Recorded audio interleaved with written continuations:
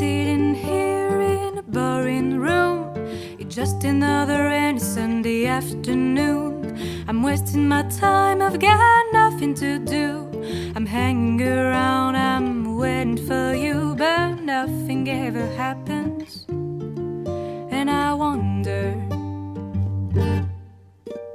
I'm driving around in my car. I'm driving too fast, I am driving too far. I'd like to change my point of view. I feel so lonely, I am waiting for you, but nothing ever happens. And I wonder how, I wonder why. Yesterday you told me about the blue, blue sky and all that I can see. Salut et bienvenue dans ce podcast numéro 3. Tu es ici sur ma chaîne qui s'appelle Mélophile. Moi c'est Mélanie et ici on parle de tous les arts du fil. C'est pour ça que ma chaîne elle s'appelle Mel au fil. Je voulais commencer ce podcast déjà par remercier toutes les nouvelles personnes qui ont rejoint ma chaîne. On va dire que je suis un bébé sur YouTube et chaque nouvelle personne qui vient, qui s'abonne à mon compte, c'est pour moi un grand bonheur. Donc dernièrement j'ai vu aussi, en regardant le podcast de Tricolibri, qui m'a gentiment cité, que j'ai beaucoup de membres de sa communauté qui ont commencé à me suivre. Donc je voulais remercier très fortement Emma de Tricolibri, et aussi à toutes les nouvelles personnes qui sont sur ce podcast. Donc on va commencer le podcast de manière classique par ce que je porte. C'est la première fois que je porte quelque chose que j'ai fait moi-même lors d'un podcast. Et je porte ici le Play-On de Yarn Flakes que j'ai tricoté en Dererum Natura Antigone, la couleur mordorée. Donc c'est en lin.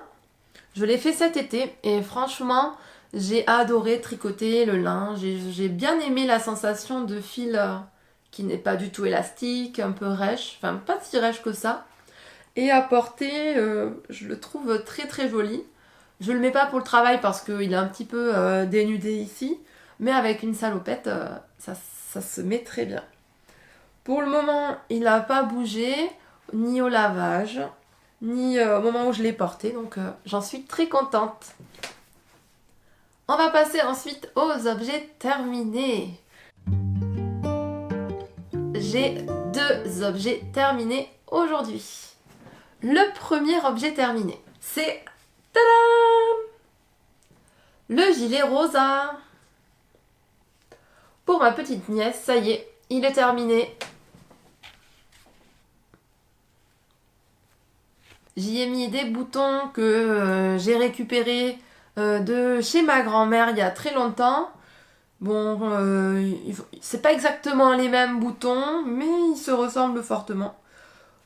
Et je trouve que ça fait un bel ensemble, ils sont discrets, ça sera très très bien.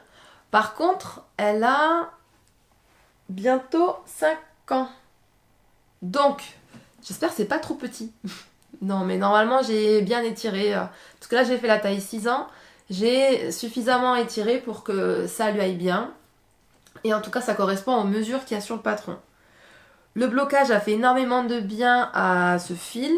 Donc je me répète, c'est le fil Snowy de Katia, doublé avec de la lurex de Bergère de France. Voilà. Donc premier cadeau de Noël fait. Mais par contre, j'avais acheté énormément de Snowy parce que dans le patron, ils indiquaient qu'il fallait une certaine quantité de laine et d'une certaine grosseur.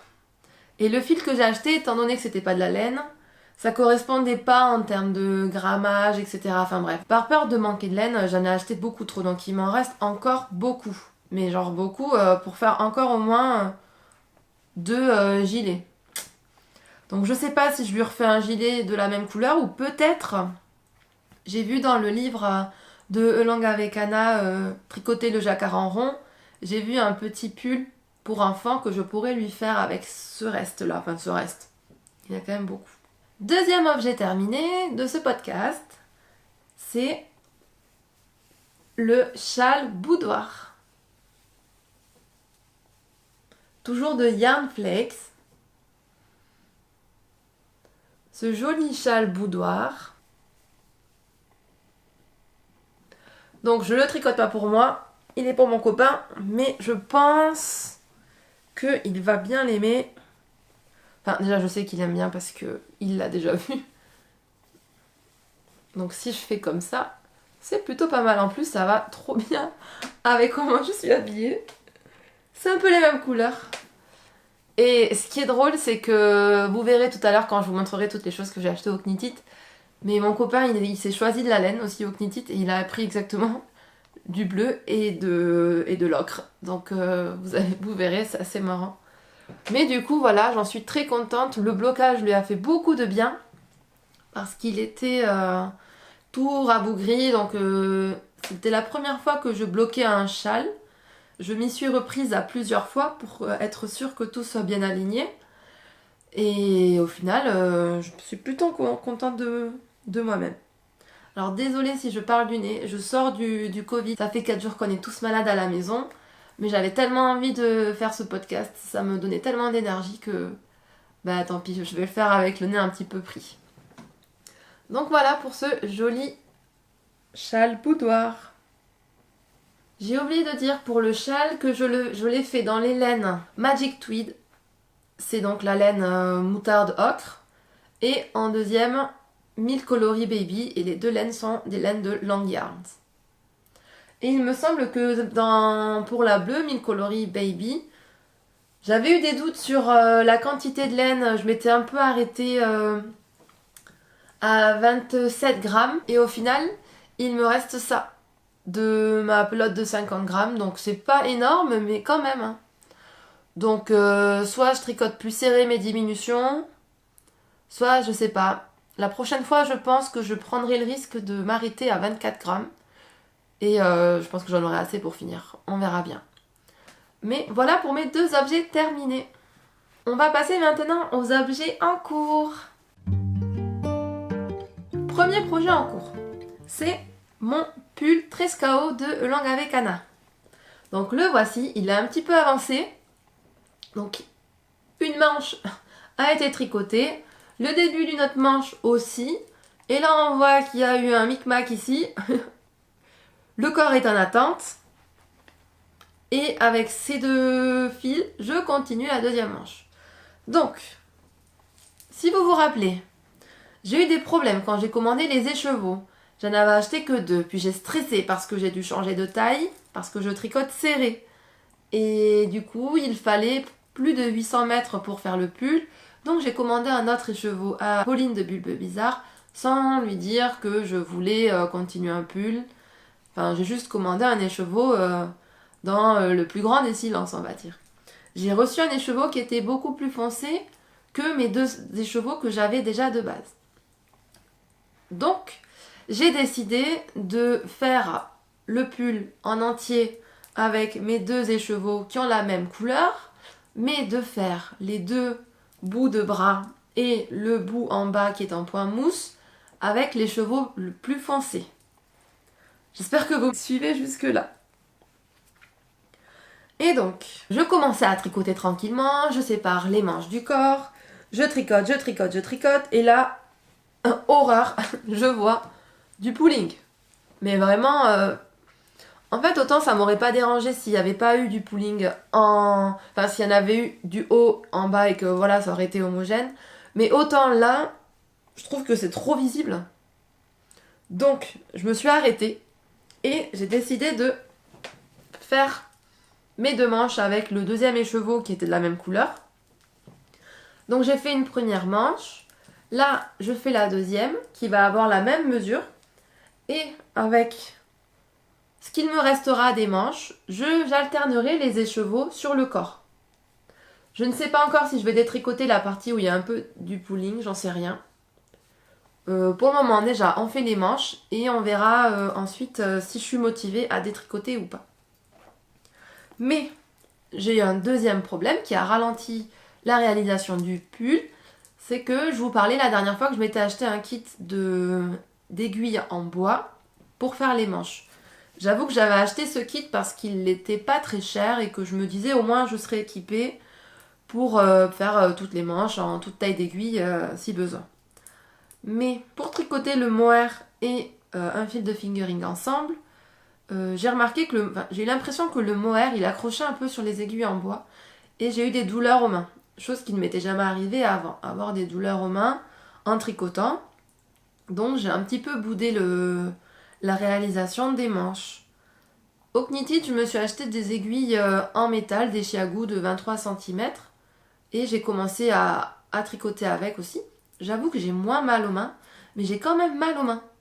Donc je sais pas. Je sais pas si c'est la toute petite circonférence qui fait que je suis un petit peu crispée dessus. Si c'est le fait qu'il y a un fil de mohair avec, j'en sais rien du tout. Mais en attendant, je prends pas trop plaisir à tricoter, donc j'attends de voir, de reposer un petit peu mes mains et de voir si en reprenant ça ira mieux. Voilà où j'en suis de ce joli pull qui est vraiment magnifique en plus. Il est vraiment super beau, j'aime trop la couleur, il a l'air trop bien apporté. J'ai envie de le terminer hein, comme tout ce qu'on commence, mais il va devoir attendre un petit peu. Deuxième projet en cours. Alors là, j'ai appelé ça mon projet Covid. Parce que je fais le châle Les yeux dans la vague. Je vous mettrai le nom de la designer et le nom du châle en bas. Donc, le châle Les yeux dans la vague.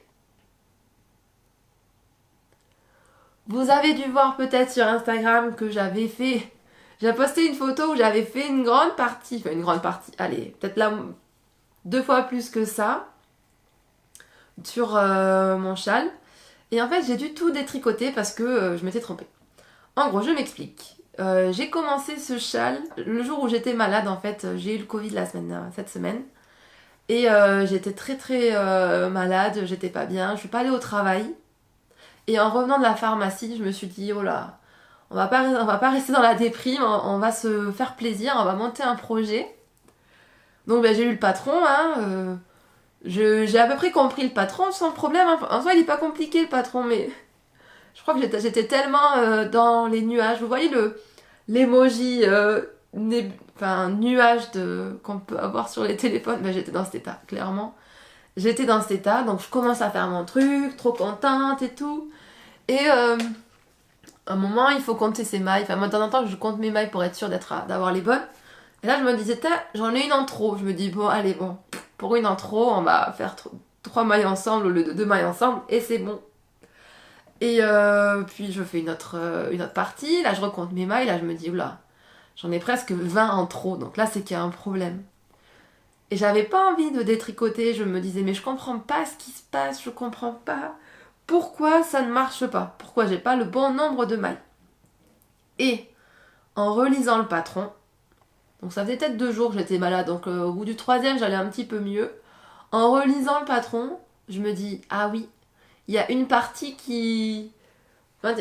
entre crochets, et j'ai répété que la première ligne, j'avais pas vu qu'il y avait une 2e ligne et que le crochet finissait sur la 2e ligne.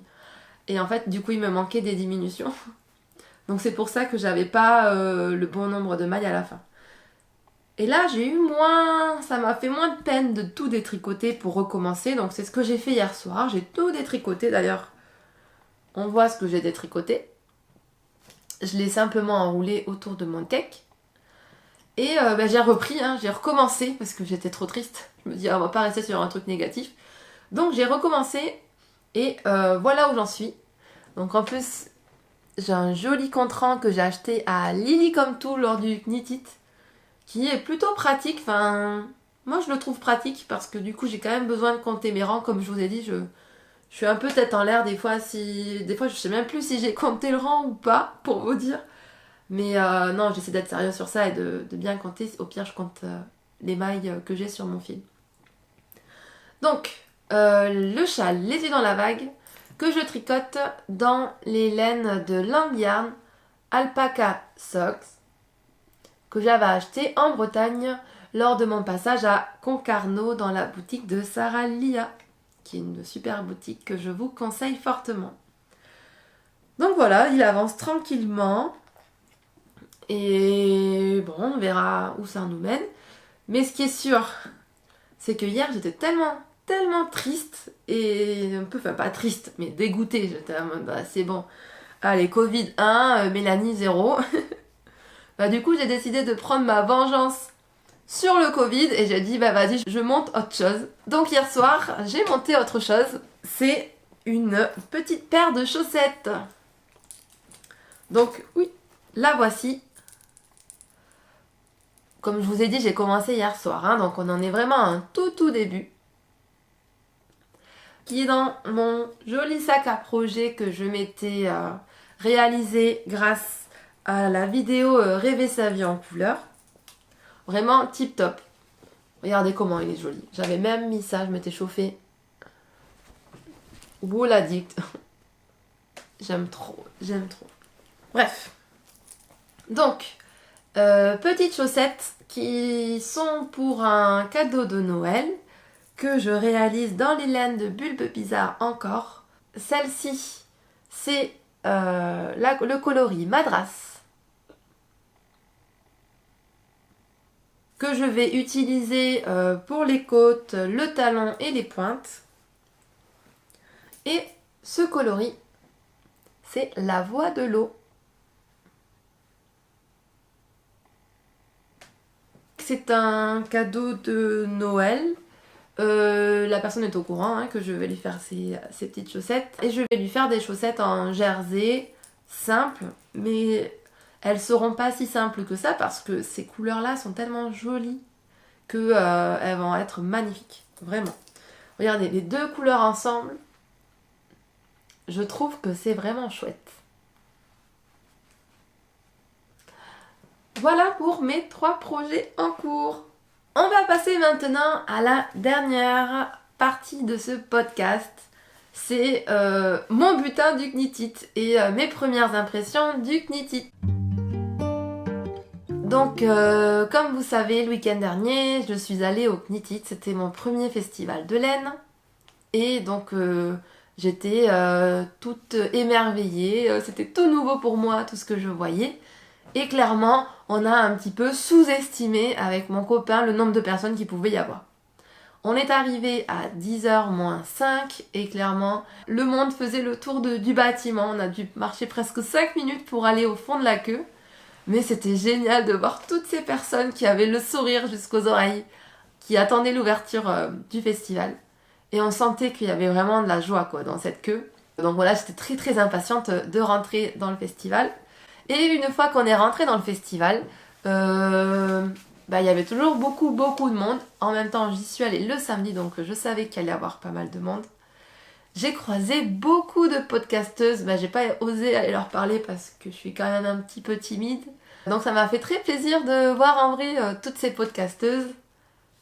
Et aussi de voir toute cette émulsion face à la laine et au tissu et à tous ces ateliers créatifs. La première chose que j'ai faite en rentrant dans le festival, c'est aller au stand du festival parce que je voulais à tout prix avoir un pins du festival. Donc je me suis pris le petit pins et je me suis pris aussi l'énorme sac qui m'a été très utile pour ramener mon butin à la maison. Tout comme mon copain qui m'a été très utile pour ramener mon butin à la maison. Heureusement qu'il était là parce que clairement, moi au bout d'un moment j'avais acheté pas mal de laine parce que moi je débute dans la laine donc j'ai pas du tout de stash et je voulais avoir quelques laines à la maison. Donc j'avais quand même des sacs assez remplis. Et les stands, ils étaient tellement pleins de personnes que je ne pouvais pas m'approcher des stands parce que je prenais trop de place. Donc ce que je faisais, c'est que je laissais tout le matériel, toutes les laines achetées à mon copain et je me faufilais comme ça pour pouvoir accéder au stand de laine. Donc après ça, j'ai fait un premier tour en regardant les laines qu'il y avait et j'avoue que au début, je me suis un petit peu sentie surpassée oula, je sais pas du tout vers quoi je vais partir. Il y a tellement de très belles choses, je sais pas. Et donc, premier tour que je fais, je me rends compte qu'il n'y avait pas laine paysanne. Donc, ça a été une petite déception, mais pourtant, je suis sûre à 99% que je les ai vus dans la liste des participants. Donc, je sais pas ce qui s'est passé. Mais en tout cas, il n'y était pas. Et aussi, il n'y avait pas de drops. Donc, débutante que je suis, je le saurai la prochaine fois. Il n'y a pas de drops dans les festivals de laine. Donc voilà. Bon, c'est pas grave, hein, moi je me suis rabattue sur d'autres choses, mais c'est bon à savoir, pas de drops. Une fois dans le festival, je me suis arrêtée chez Wooliette. Et enfin, je l'avais repéré dès le début en fait. Moi, je m'étais fait une liste, donc ma liste pour le Knit It. Elle est là. Donc je m'étais fait la liste avec exactement les projets que je voulais tricoter. D'ailleurs, je vous avais tout partagé, donc vous savez ce que j'avais préparé. Je voulais m'acheter de quoi me faire le Love Note. Sauf que, au début, je sais pas, j'ai eu un petit peu peur d'acheter et de regretter, mais c'est n'importe quoi de faire ça. Et j'avais repéré chez Wooliette, justement, 2 magnifiques laines, mais magnifiques, j'adore la couleur. Enfin, vraiment, j'ai flashé dessus. Dès que je suis rentrée, j'ai flashé dessus. Et j'ai quand même fait mon petit tour avant, et après, j'ai dit à mon copain, non, je pense qu'il faut qu'on y aille, parce que s'il n'y a plus, après, je vais être trop triste. Donc, je me suis pris pour faire mon Love Note. 2 écheveaux, 2 fingering, portfolio, qualité portfolio couleur verde de Wooliette, avec le mohair assorti. Donc le mohair, ils appellent ça doucette. Je trouve ce vert mais tellement flash. Et nous les brunes, normalement le vert ça nous va plutôt bien. Enfin, et puis moi c'est ma couleur préférée, le vert. Après j'aime toutes les couleurs, hein. Moi je suis... j'aime tout. Tout ce qui est coloré, même des fois des choses neutres. J'ai du mal à me mettre dans une case, j'aime vraiment tout. Et c'est assez problématique parce que mon armoire elle est pas aussi grande que je l'aimerais, mais j'aime beaucoup de choses, alors il me faut un peu de tous les styles. Bref. Et là donc mes 2 écheveaux, enfin j'en ai 4 en tout, 2 de chaque, pour me faire le Love Note. J'étais la première personne, ou l'une des premières personnes à acheter sur le stand de Wooliette. Donc c'est pour ça que ils m'ont gentiment offert leur tote bag. Donc moi j'étais très très contente à la fois d'avoir ces écheveaux magnifiques avec un vert qui vraiment me transcende, et ce joli tote bag qui m'a permis de stocker davantage de laine, hein, faut pas se le cacher. Voilà pour mon premier achat au stand de Wooliette. Et donc j'étais bien contente parce que je vais pouvoir faire mon Love Note. Ensuite, le deuxième stand où je suis allée, c'est le stand de Lanae Tricot. Et j'ai pu croiser Anna et sa maman, qui ont été d'ailleurs de très bons conseils. Donc c'est la maman d'Anna qui m'a d'abord conseillé pour choisir le fil pour me tricoter le Outline Tee de Jessie Made Design. J'avais déjà dit dans mon podcast précédent que j'allais sûrement opter pour l'un de leurs kits. Et donc c'est chose faite, je me suis acheté la Rosario Ciranda, qui est un fil, un mélange entre lin, coton, viscose. Et je trouve que ce bleu là est parfait pour l'été. Donc je me suis pris 5 pelotes comme celle-ci, et normalement j'en ai assez pour me faire la taille, je sais plus quelle taille, mais j'ai largement assez. En plus, j'ai pu voir ce que ça donnait parce que Anna elle portait un design de Jessie Made Design avec cette fibre-là. C'était super joli. Ensuite, j'ai trouvé de quoi me faire 2 autres projets sur le stand de Lanae. Et c'est avec la même qualité de laine. Donc, je voulais me faire le Scafell de Elonga avec Anna. Il me fallait 3 couleurs. Finalement, j'ai pas trouvé de la Dererum Natura. Enfin, j'en ai pas vraiment cherché parce qu'une fois que j'avais trouvé cette qualité, donc c'est Wool Dreamers, Mota, et bref, je trouvais que le rapport qualité-prix était pas mal. Donc je me suis choisi 3 couleurs pour le faire. Donc le coloris principal, ça sera celui-ci. Donc c'est un beige assez chaud quand même.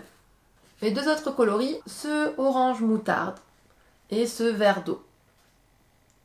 Donc clairement, j'en ai en quantité, il me faut je crois 150 mètres coloris contrastants, enfin pas contrastants mais d'autres coloris. Pour une pelote de 100 grammes, on a 230 mètres.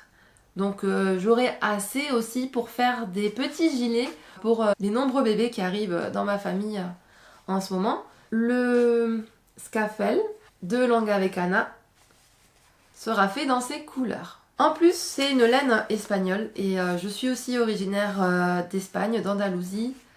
J'ai la moitié de ma famille qui habite en Andalousie et le fait de voir de la laine espagnole, ça m'a fait plaisir. Mon copain, il a aussi été très content de cette laine-là parce que c'est des plots comme celle-ci qu'il a choisi. Donc pour lui, je vais lui faire le Cloverleaf Jumper, toujours de Longa Vecana. Donc c'est une marinière et en couleur principale, il a choisi ce bleu. Et en contrastant, donc pour faire les lignes, c'est toujours le même moutarde que le mien. On est d'accord? C'est quand même assez proche, hein. On a changé de stand. Maintenant, on va au stand de Sokuna Troca. C'est un stand où il me semble que ce sont un couple de Catalans qui tiennent ce stand. Et ils ont des couleurs hyper jolies, hyper sympas. Et moi, j'avais besoin d'une couleur assez particulière que j'ai pas trouvée ailleurs. D'ailleurs, c'était les seuls qui faisaient cette couleur-là. Pour Noël, je vais faire un bonnet à mon papa. Et il m'a demandé un bonnet aux couleurs du Stade Toulousain. Donc c'est une équipe de rugby que vous devez connaître. Donc rouge et noir. Et je voulais pas simplement lui faire un... Enfin, je sais pas, je voulais qu'il y ait un petit truc en plus dans son bonnet au lieu de faire 2 couleurs unies. Donc je cherchais une laine qui soit rouge avec des speckles noirs ou noir avec des speckles rouges. Et j'avoue que c'est assez rare de trouver des laines comme ça. Enfin, en tout cas, moi j'ai fait le tour et on n'en a pas trouvé avec mon copain. Sauf à ce stand-là, Sokuna Troca. Ils m'ont offert des petits marqueurs, ça tombe bien parce que je les perds tous. Donc Sokuna Troca, voici le magnifique écheveau que j'ai trouvé. Donc il est rouge et il y a des petits speckles noirs à l'intérieur. C'est la couleur Be Strong. Je vais la coupler avec ce noir de Alpaca Sock pour faire le Oslo Hat de petite knit. Donc c'est une laine fingering 100% Merino Superwash et d'une couleur magnifique. Voilà pour le Oslo Hat. Ensuite, c'est parti en cacahuète. Ensuite, vraiment, ça a été très difficile de me contrôler. Mais j'ai réussi à avoir une place au stand de Tricot et Stitch. Donc je commence à regarder. Et là, clairement, ce que j'ai acheté chez Tricot et Stitch, c'était pas prévu. Mais il y a des nouveaux projets qui se sont glissés, qui ont été, comment dire, inévitables. C'est des merveilles, vous allez voir. Enfin, clairement, c'est l'un des coloris pour lequel j'ai le plus craqué, je crois, avec le verre de Wouliette que je vous ai montré tout à l'heure. Mais en gros, je vous les montre, hein. Tadam! Voilà, donc c'est une laine fingering et accompagnée de son mohair que j'ai trouvé sur le stand de Tricot et Stitch. Et le nom de ce coloris, c'est Dirty Rainbow. Et je pense me faire avec un Rokitty. Donc pour le Rokitty, on a besoin uniquement de 2 écheveaux, un de mohair, un de fingering. Et j'avoue qu'un Rokitty dans ces couleurs, enfin je sais pas, je me suis dit waouh, ça pourrait être trop beau. Puis les couleurs, elles font penser au printemps, à l'été, ça donne la pêche. Donc pour un peu détailler les couleurs, il y a un peu de tout, hein. De l'orange, du rose, du vert, du bleu. Et dans celui-ci,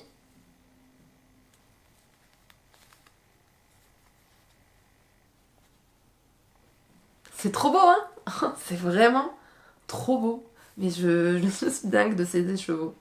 Il en restait 2 autres là, qui étaient tout seuls, qui n'avaient pas encore de propriétaire. Et ben j'ai décidé de les prendre aussi. Voilà, j'ai 2 écheveaux de Tricot et Stitch de la même couleur. Mais vraiment, j'ai flashé sur la couleur. C'était eux et rien d'autre. Donc oui, j'ai pris 4 écheveaux de la même couleur chez Tricot et Stitch, dont 3 de mohair et 1 de fingering.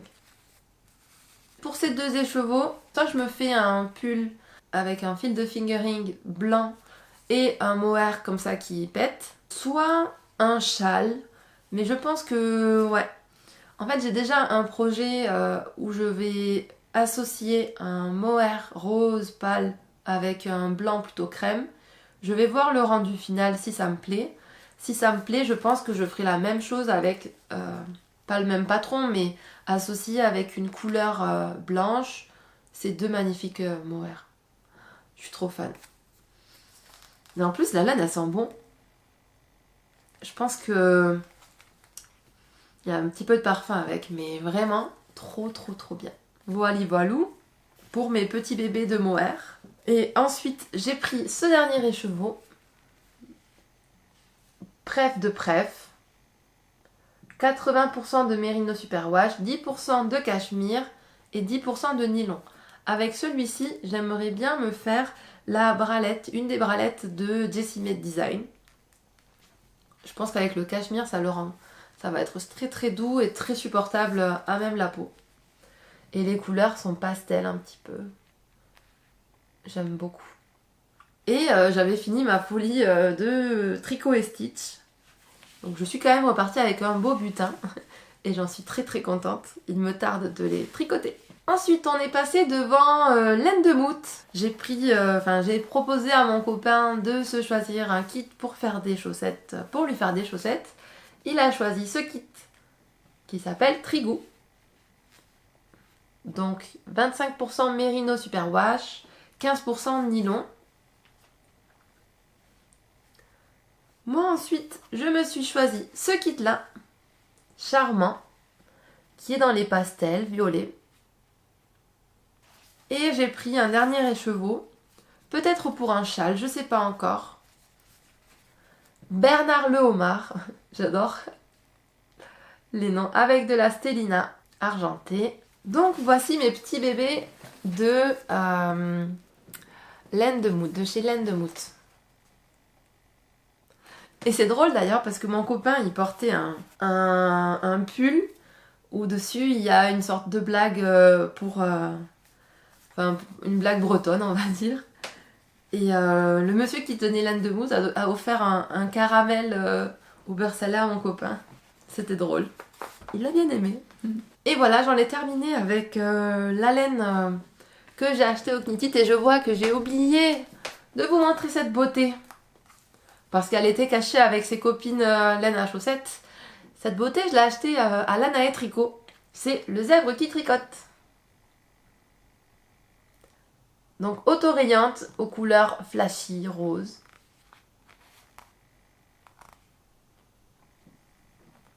Pour me faire une petite paire de chaussettes aux couleurs de l'été. Donc là déjà, je vous ai raconté une bonne partie de ma journée. J'ai pas acheté tout en 10 minutes. Hein. Clairement, on a fait un premier tour. Ensuite, on est sorti. D'ailleurs, l'emplacement du Knit It est super bien parce que c'est juste à côté du parc de la Tête d'Or. Et ça permet d'aller prendre un petit peu l'air et de sortir un peu de cette foule. Et après, on est revenu avec plein de force pour finir nos achats. Et l'une des dernières choses que j'ai achetées, c'est sur le stand de Liz Taylor. Donc, c'est Cozy at Home. Parce que j'ai envie d'apprendre à coudre. D'ailleurs, j'avais un cours de couture qui était prévu mercredi, sauf que il a été annulé à cause de mon Covid. Mais c'est pas grave, on va quand même le faire. Je couds un petit peu, on va dire. Avec des tutos sur YouTube, j'arrive à coudre, à suivre à peu près ce qu'il faut faire. J'ai une machine à coudre que j'avais eue à Noël il y a quelques années. Mais en fait, j'ai l'impression que ma machine à coudre, elle a une vie propre. Enfin, des fois, elle me fait des nœuds, je comprends pas pourquoi. Je pense que c'est la tension de mon fil qui doit pas être bonne. Enfin bref. Je pense comprendre pourquoi ça fonctionne pas, mais j'arrive pas à régler correctement. Et du coup, j'ai envie d'apprendre parce que j'ai pas l'impression que ce soit... j'ai l'impression que c'est un peu comme le tricot. Au début, quand on commence, on a l'impression que c'est très difficile, qu'on n'y arrivera jamais.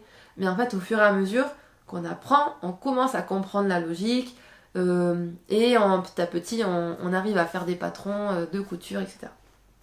J'ai un gros projet couture sur le feu, mais je vous en parlerai la prochaine fois. En attendant, j'ai déjà sélectionné quelques petits objets que j'ai envie de me faire et je trouve que c'est une bonne idée de commencer par ça parce que je sens que ça sera pas parfait et que j'oserais pas les porter en extérieur. Mais là, at home, à la maison, même si c'est pas parfait, ça sera portable et ça pourra me servir d'entraînement. Donc on en a terminé pour tout ce qui touche les arts du fil. Et avant de partir, je voulais vous conseiller une petite lecture qui m'a réchauffé le cœur, qui me fait penser un petit peu en fait à la communauté du tricot. Donc c'est Peace Mémé.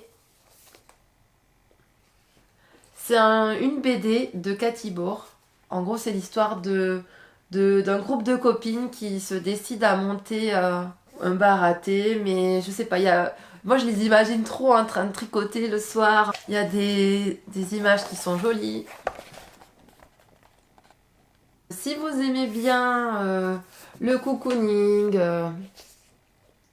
et tout ça, je vous conseille fortement la lecture de cette BD qui est vraiment top. Ça y est, cette vidéo touche à sa fin. J'espère que vous avez passé un agréable moment en ma compagnie. J'espère que j'ai été claire parce que j'avoue que mes idées sont encore un peu nébuleuses à cause du Covid. Et que le fait que j'ai le nez un peu bouché, ça ne vous ait pas empêché de bien me comprendre. N'hésitez pas à me laisser un petit commentaire, ça me fera toujours plaisir de vous lire et de voir en quoi je peux m'améliorer. Et si vous avez des questions aussi sur la laine et tout, n'hésitez pas vraiment. J'essaie de répondre aux commentaires le plus rapidement possible. En tout cas, merci beaucoup. Merci d'avoir regardé la vidéo jusqu'à la fin et je vous dis à une prochaine. Ciao!